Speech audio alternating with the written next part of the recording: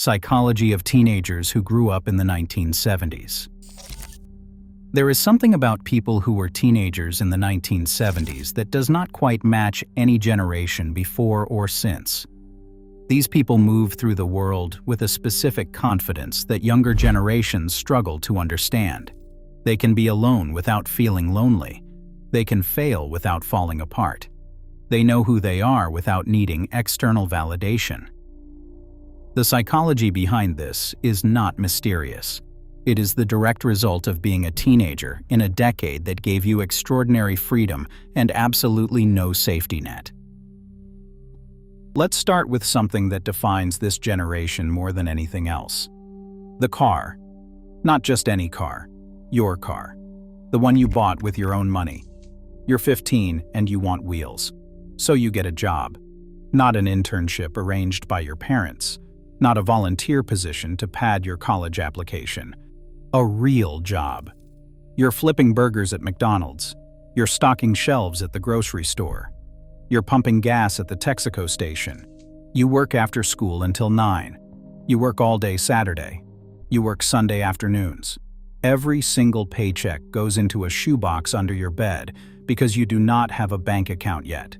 You are counting, watching the stack grow, doing the math in your head about how many more shifts until you have enough. And then one Saturday morning, you and your dad drive to look at cars. You see a 1968 Chevy Nova in someone's driveway with a for sale sign. It has rust on the quarter panels. The interior smells like cigarettes and old French fries. The radio does not work. The previous owner says it runs good but burns a little oil. You hand over $450 in cash, bills you earned yourself, and that car becomes yours.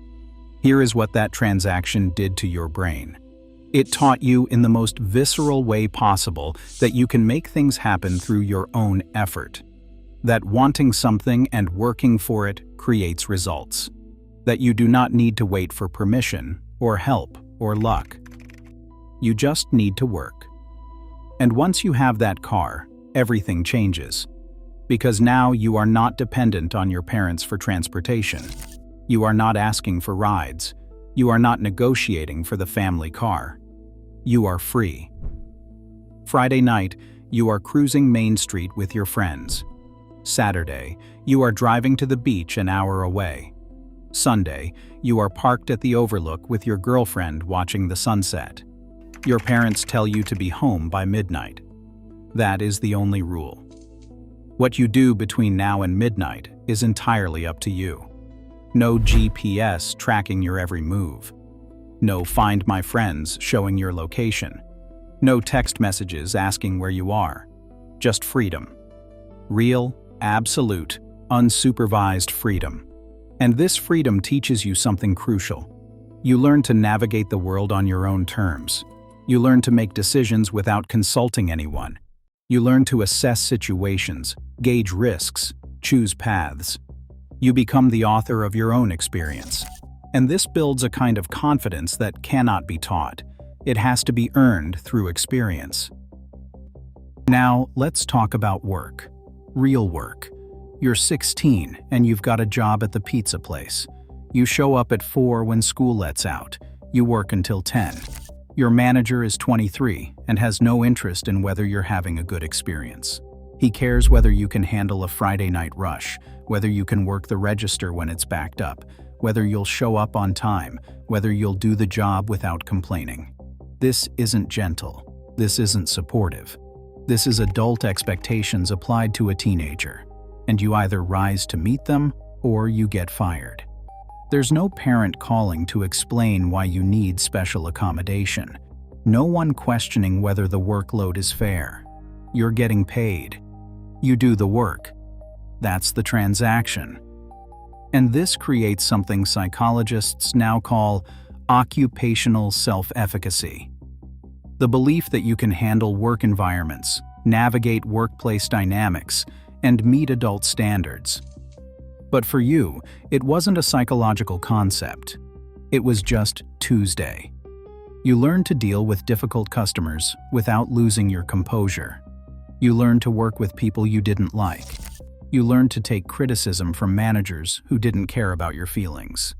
You learned that showing up matters, that reliability matters, that competence matters more than excuses. And every 2 weeks, you got a paycheck.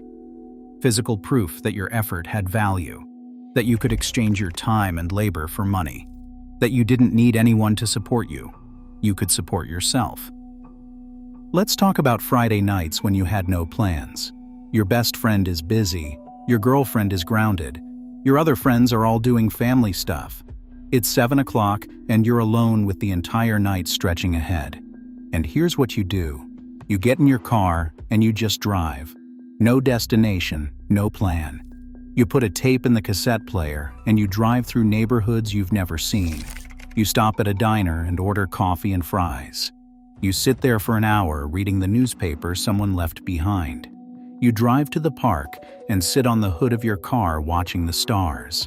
And you're completely comfortable doing this alone. Because you've learned something that modern teenagers often haven't. That being alone and being lonely are two completely different things. That you don't need constant companionship to feel okay. That your own company is sufficient. This creates what researchers call high comfort with solitude. The ability to be alone without anxiety, to self-soothe, to generate your own contentment. But for teenagers in the 1970s, it was just normal.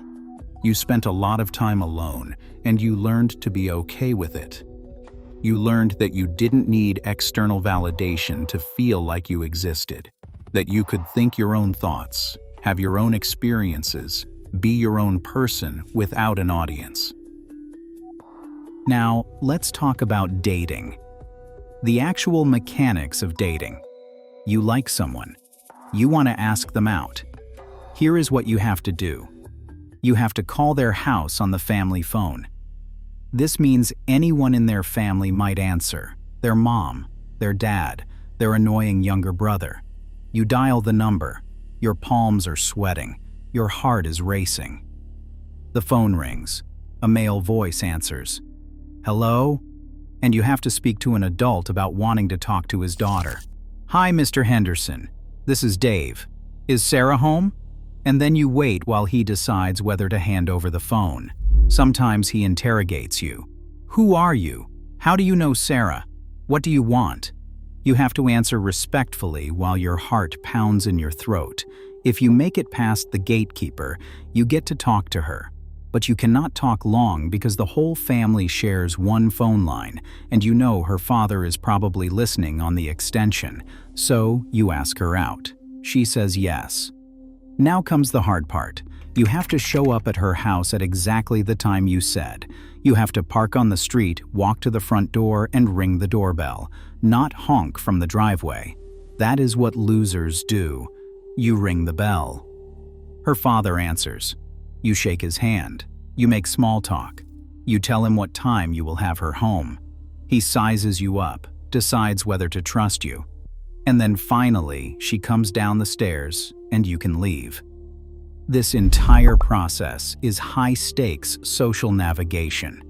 You are dealing with authority figures, managing expectations, demonstrating responsibility, reading social cues, all before the actual date even starts. This teaches you something crucial, that relationships require effort, that showing up matters, that you have to earn trust, that there is a right way to treat people and a wrong way. Modern dating happens through screens, through apps and messages and likes, but you learn to date face to face, to read body language, to have actual conversations, to handle rejection in real time. And this built social skills that last a lifetime. Let's talk about the mall, because the mall was everything. On Friday night, you and your friends meet there. You are not buying anything. You cannot afford anything. You are there to exist in public, to see and be seen. You go to the arcade. You feed quarters into Pac-Man. This is social interaction disguised as entertainment. You learn who is good under pressure, who stays calm, losing, who is generous with quarters. You walk through the record store.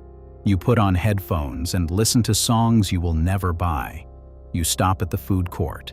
You pool your money for one order of fries to share.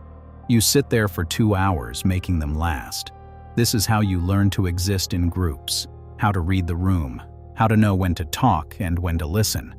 You are building social intelligence through sheer repetition, through thousands of hours of unstructured social time. Now, let's talk about music. Real music. Physical music. You want to hear a specific song. You can't just pull up Spotify and play it. You have to wait. You sit by the radio with your finger on the record button of your cassette player. You wait through commercials. You wait through songs you don't care about. And then finally, you hear it, the opening notes of the song you've been waiting for. You slam the record button. You hold your breath, hoping the DJ does not talk over it, hoping the station does not cut to commercial, hoping the tape does not run out halfway through. If you capture it clean, you have won. That tape becomes precious. You listen to it over and over. You memorize every word, every note, every breath the singer takes. This was not passive consumption. This was active acquisition. You worked for it. You waited for it. You earned it. And this creates a relationship with music that streaming will never replicate. When you had to work to get music, when you had to wait for it, when you had to capture it yourself, every song meant something. Your cassette collection was not just music, it was autobiography. Each tape represented a moment, a feeling, a version of yourself. Making someone a mixtape was not casual, it was intimate. You spent hours choosing songs, ordering them, recording them, writing out the track list by hand, decorating the case. This was a gift of time and thought and vulnerability. You were saying, here is who I am, here is what I feel, here is what matters to me. They could not just shuffle past the songs they did not like. They had to listen to the whole thing in the order you arranged it. They had to experience your choices. This taught you that relationships require investment, that meaningful gestures take time, that showing someone who you are is an act of courage. Let's talk about heartbreak. Real heartbreak. You are 17 and you are in love. Completely, devastatingly in love. And then it ends. Maybe she breaks up with you. Maybe you grow apart. Maybe she meets someone else. And you are destroyed. You lie on your bedroom floor listening to the same song on repeat. You drive around at midnight with the windows down, feeling every bit of the pain. You cannot eat. You cannot sleep. You cannot think about anything else. But here is what you cannot do. You cannot text her. You cannot check her social media to see what she is doing. You cannot scroll through photos of her with someone new. You cannot blast her online. You cannot get validation from strangers in the comments. You just have to feel it. All of it. The loss, the grief, the anger, the regret. And slowly, over days and weeks and months, it fades. The intensity decreases. The pain becomes manageable. You start thinking about other things. And you learn something invaluable. That you can survive devastating emotions. That heartbreak will not kill you. That feelings, no matter how intense, are temporary. This creates what psychologists call emotional resilience. The ability to experience difficult emotions without being destroyed by them. But for you, it was just getting through it. You felt everything, and you survived. And that taught you that you could handle more than you thought, that emotions pass, that you are stronger than you knew. Now let's talk about failure. Public failure. You try out for the basketball team. You don't make it. Everyone at school knows because the list is posted on the gym wall. Your name isn't on it. You walk past it 3 times a day for a week, each time seeing all the names that aren't yours. This hurts. This is embarrassing. This is public proof that you weren't good enough. And here's what doesn't happen. Your parents don't call the coach to question the decision. No one suggests that maybe everyone who tried out should make the team. No one tells you that you're a winner just for trying. You failed. That's the reality. You have to sit with it. You have to face the people who made the team. You have to go to the games and watch them play. You have to accept that you weren't good enough. And then something happens. The sting fades. Life continues. You find something else. Maybe you try out again next year. Maybe you discover you're better at something else. But you learn that failure isn't fatal. That rejection isn't the end of your story. That you can want something badly, not get it, and survive. This creates anti-fragility, the ability to grow stronger through adversity. You learned that setbacks are information, not identity. That failing at something doesn't make you a failure. That the only real failure is not trying again. Let's talk about the bedroom. Your bedroom. This was your kingdom. Your sanctuary. The one place that was entirely yours. You covered the walls with posters. Led Zeppelin, Farrah Fawcett, the Ramones, Star Wars. Each poster was a declaration of identity. You arranged your record collection exactly how you wanted it. Alphabetical, by genre, by how much you liked them. This wasn't just organization. This was curation. You kept a journal, hidden under your mattress or locked in a drawer. You wrote things you'd never say out loud. Feelings, thoughts, fears, dreams. This journal was private, truly private. No one could access it. No one could screenshot it. No one could share it. It was yours alone. And this privacy created something powerful. Space to figure out who you were without an audience. Space to be confused without judgment. Space to try on different versions of yourself without consequence.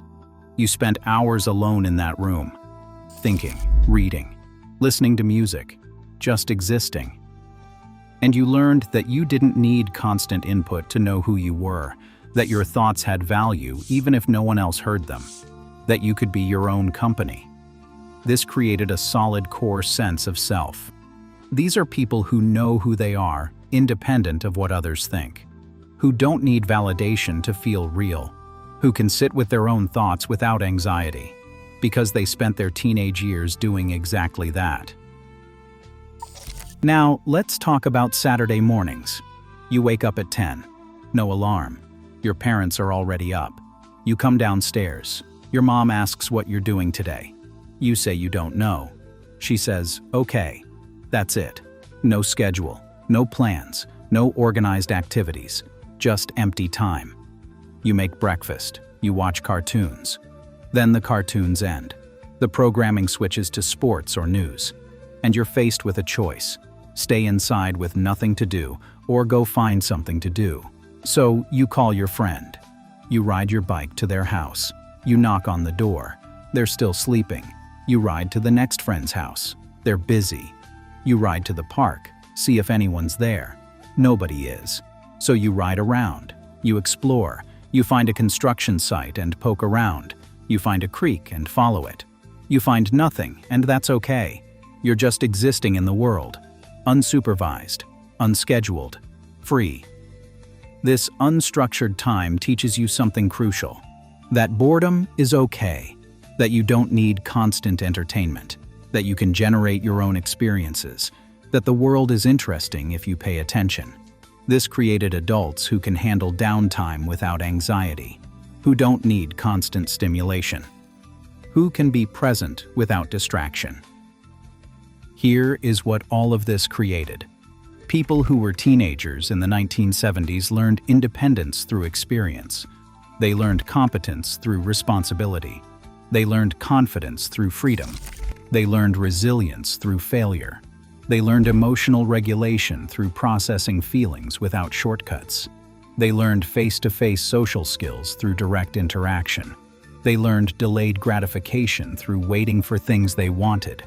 They learned self-knowledge through privacy, and they learned all of this without anyone teaching it explicitly.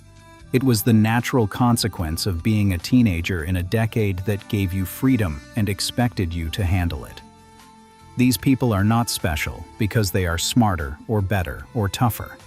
They are different because they grew up in conditions that required them to develop capabilities that modern teenagers often do not need.